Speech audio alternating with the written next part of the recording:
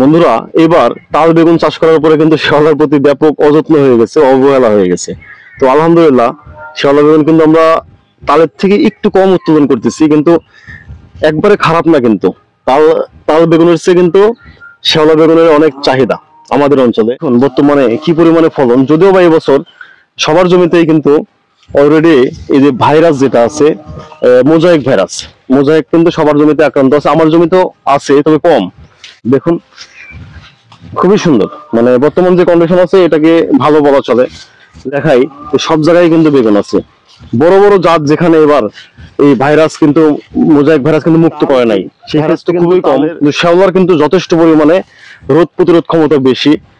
এই মোজাইক ভাইরাসের মধ্য দিয়েও কিন্তু যথেষ্ট মানে ফল দিয়ে যাচ্ছে অন্যান্য কৃষকেরা। আমার জমিতে দেখুন, গাছের সংখ্যা ভাইরাস খুবই কম। আলহামদুলিল্লাহ, এই কমের জন্য আমি কিন্তু বীজটা আবারও সংগ্রহ করতে পারবো এবং আমি আগামীতে নিজেও চাষ করতে পারবো। তবে এই জাত ছাড়া যাবে না, এই জাতের একটা যথেষ্ট চাহিদা আছে এবং প্রোডাকশন এভারেজ, দীর্ঘমেয়াদী প্রোডাকশন এই বেগুনের হয়, যে কারণে লাভজনক হিসাবে আমি বলবো এটা অনেক ভালো।